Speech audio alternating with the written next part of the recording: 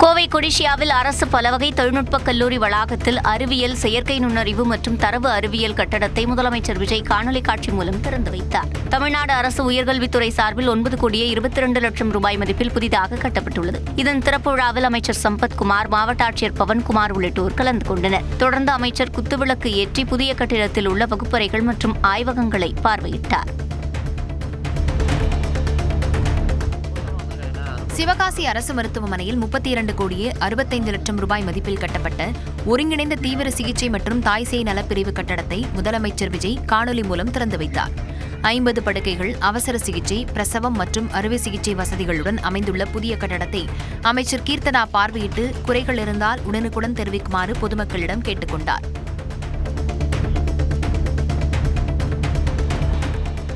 பழனி முருகன் கோயிலுக்கு சொந்தமான 100 கோடி ரூபாய் மதிப்பிலான நிலத்தை முறைகேடாக பதிவு செய்த வழக்கில் பணியிடை நீக்கத்திற்கு ஆளான சார்பதிவாளர் ஜஸ்டின் மணிகண்டன் முன்ஜாமீன் கோரி தாக்கல் செய்த மனு மீது உயர்நீதிமன்ற மதுரை கிளை இன்று தீர்ப்பளிக்கிறது. இதேபோன்று மதுரை மீனாட்சி அம்மன் கோயில் அறக்கட்டளையின் 60 கோடி ரூபாய் சொத்தை அபகரித்த வழக்கில் முன்ஜாமீன் கோரி வட்டாட்சியர் அன்பழகன் தாக்கல் செய்த மனு மீதும் உயர்நீதிமன்ற மதுரை கிளை நீதிபதி ராஜசேகர் இன்று தீர்ப்பளிக்க உள்ளார். எதிர்க்கட்சித் தலைவர் உதயநிதி ஸ்டாலின் கைது செய்யப்பட்டதை கண்டித்து தமிழகம் முழுவதும் திமுகவினர் போராட்டத்தில் ஈடுபட்டனர். வேலூரில் சாலை மறியலில் ஈடுபட்டவர்கள் வலுக்கட்டாயமாக கைது செய்யப்பட்டனர். ஆரணியில் போராட்டத்தில் ஈடுபட்ட 200க்கும் மேற்பட்டோரும், கிருஷ்ணகிரியில் போராட்டத்தில் ஈடுபட்ட 100க்கும் மேற்பட்டோரும் கைது செய்யப்பட்டனர். இதேபோன்று சிவகங்கை மாவட்டம் மானாமதுரையிலும் போராட்டம் நடந்தது. திருவள்ளூர் மாவட்டம் கும்மிடிப்பூண்டி மற்றும் சுற்றுவட்டார பகுதிகளில் காலை முழுவதுமாக கடுமையான வெயில் வாட்டி வதைத்த நிலையில் மாலை திடீரென்று பரவலாக மழை பெய்தது. இதனால் வெப்பம் தணிந்து குளிர்ச்சியான சூழல் நிலவியது. நீண்ட நேர வெயிலுக்கு பிறகு பெய்த மழையால் பொதுமக்களும் விவசாயிகளும் மகிழ்ச்சி அடைந்தனர். திருவண்ணாமலை மாவட்டம் ஆரணி, கண்ணமங்கலம், காட்டுக்காநல்லூர், ரெட்டிப்பாளையம் உள்ளிட்ட பகுதிகளில் 1 மணி நேரத்திற்கு மேலாக இடைவிடாமல் கனமழை பெய்தது. கடந்த சில நாட்களாக நிலவிய கடும் வெப்பம் தணிந்து குளிர்ச்சியான சூழல் உருவானது. தொடர்ந்து இரவு நேரங்களில் மழை பெய்து வருவதால் பொதுமக்களும் விவசாயிகளும் மகிழ்ச்சியடைந்துள்ளனர்.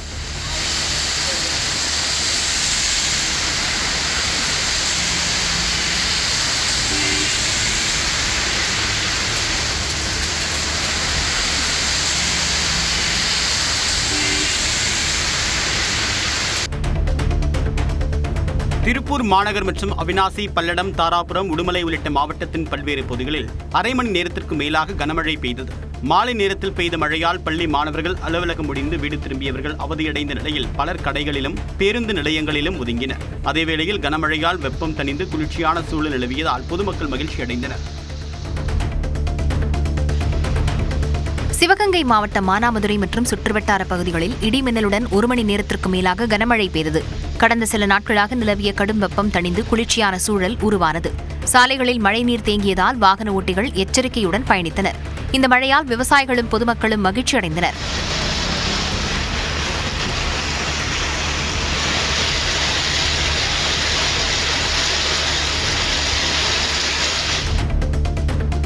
திருவாரூர் மாவட்டம் குடவாசல், நன்னிலம் பகுதிகளில் திடீர் மழையால் பஞ்சு எடுக்கும் நிலையில் இருந்த சுமார் 1000 ஏக்கர் பருத்தி பயிர்கள் சேதமடைந்துள்ளன. 7 சென்டிமீட்டர் வரை பெய்த மழையால் அறுவடைக்கு தயாராக இருந்த பருத்தி நனைந்து பாதிக்கப்பட்டதால் விவசாயிகள் கடும் நஷ்டத்தை சந்தித்துள்ளனர். இதனால் காய்ந்தும் கெடுத்தது, பெய்தும் கெடுத்தது என்ற நிலை ஏற்பட்டிருப்பதாக விவசாயிகள் வேதனை தெரிவித்துள்ளனர். சேலம் அம்மாப்பேட்டை கோயிலில் முளைப்பாரி ஊர்வலம் கோலாகலமாக நடைபெற்றது. சேலம் அம்மாப்பேட்டை செங்குந்தர் மாரியம்மன் கோவிலில் ஆடி திருவிழாவையொட்டி முளைப்பாரி ஊர்வலம் விமர்சையாக நடைபெற்றது. இதில் திரளான பெண்கள் முளைப்பாரி சுமந்து மேளதாளங்கள் முழங்க பக்தி பரவசத்துடன் முக்கிய வீதிகள் வழியாக ஊர்வலமாக சென்றனர்.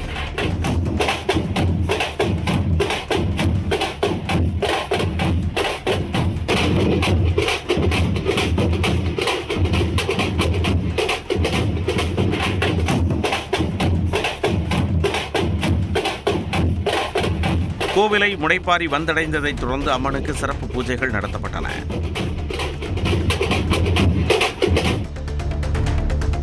கர்நாடகாவின் கபினி அணையிலிருந்து திறக்கப்பட்ட தண்ணீரால் ஒகேனக்கல்லில் காவிரி ஆற்றின் நீர்வரத்து வினாடிக்கு 20,000 கன அடியாக அதிகரித்துள்ளது. இதனால் மெயினருவி உள்ளிட்ட அருவிகளில் வெள்ளம் பெருக்கெடுத்து கொட்டுகிறது. பாதுகாப்பு கருதி சுற்றுலாப் பயணிகள் அருவிகளில் குளிக்கவும் பரிசல் பயணம் மேற்கொள்ளவும் மாவட்ட நிர்வாகம் தடை விதித்துள்ளது.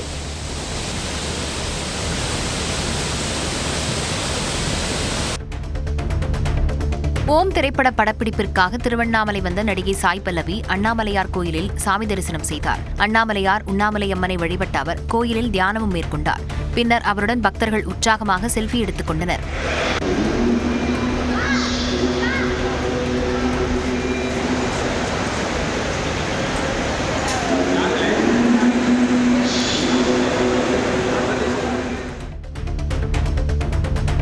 திருத்தணி முருகன் கோயிலில் ஆடி கிருத்திகை தெப்பத் திருவிழா ஆடி அஸ்வினியுடன் தொடங்கியது. பச்சைக்கல், மரகத மாலை, வைர ஆபரணங்களுடன் சிறப்பு அலங்காரத்தில் முருகப்பெருமான் அருள்பாலித்தார். பால், பன்னீர், மயில் காவடிகளுடன் ஏராளமான பக்தர்கள் வழிபட்டனர். விழாவையொட்டி 100 ரூபாய் சிறப்பு தரிசனம் ரத்து செய்யப்பட்டு பொது வழியில் பக்தர்கள் அனுமதிக்கப்பட்டனர். திருத்தணி முருகன் கோவிலில் ஆடி கிருத்திகை விழாவையொட்டி கோவில் முழுவதும் வண்ண மின் விளக்குகளால் அலங்கரிக்கப்பட்டுள்ளன. மலை அடிவாரத்தில் இருந்து கோவில் வளாகம் முழுவதும் வண்ண விளக்குகளால் அலங்கரிக்கப்பட்டு ஜொலிக்கின்றன.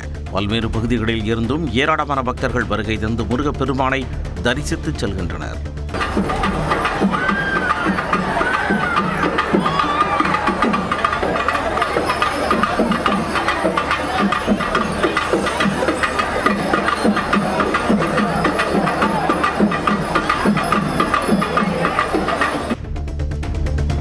திண்டுக்கல் முத்தழகுப்பட்டியில் உள்ள 300 ஆண்டுகள் பழமையான புனித செபஸ்தியர் ஆலய திருவிழாவில் 1400 ஆடுகள், 4000 கோழிகள், 5½ டன் அரிசி உள்ளிட்ட பொருட்களை பக்தர்கள் நேர்த்திக்கடனாக வழங்கினர்.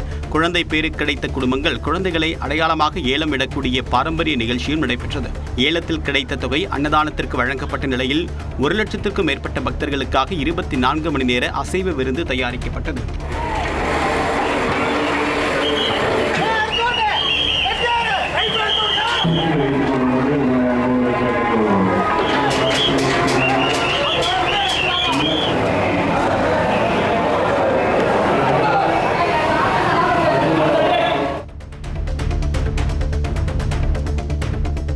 திருப்பூர் மாவட்டம் வெள்ளக்கோவிலில் 20,000 ரூபாய் லஞ்சம் பெற்றதாக துணை வட்டார வளர்ச்சி அலுவலர் கைது செய்யப்பட்டார். செந்தில்குமார் என்ற இவர் வெள்ளக்கோவில் ஊராட்சி ஒன்றியத்தில் முடித்த பணி தொடர்பாக ஒப்புதல் அளிக்க ஒப்பந்ததாரர் ரவிச்சந்திரனிடம் 20,000 ரூபாய் லஞ்சம் கேட்டதாக கூறப்படுகிறது. இதையடுத்து ரவிச்சந்திரன் லஞ்ச ஒழிப்பு துறையினரை அணுகிய நிலையில் அவர்களின் வழிகாட்டுதலின்படி ரசாயனம் தடவிய பணத்தை லஞ்சமாக கொடுத்தார். அப்பொழுது திட்டமிட்டபடி மறைந்து நின்றிருந்த லஞ்ச ஒழிப்பு துறையினர் செந்தில்குமாரை கையும் களவுமாக கைது செய்தனர்.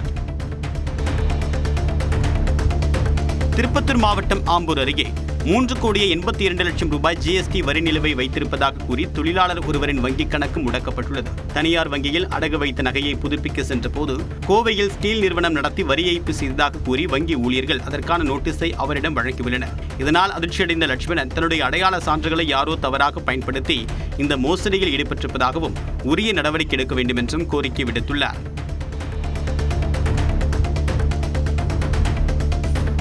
ராமநாதபுரம் மாவட்டம் ராமேஸ்வரம் ராமநாத சுவாமி கோயிலில் இளம்பெண்கள் ரீல்ஸ் எடுத்தது கண்டனத்துக்கு உள்ளாகியுள்ளது. கோயிலின் 3வது பிரகாரத்தில் 2 பெண்கள் நடனமாடி ரீல்ஸ் எடுத்த நிலையில் நடவடிக்கை எடுக்க கோரிக்கை எழுந்துள்ளது.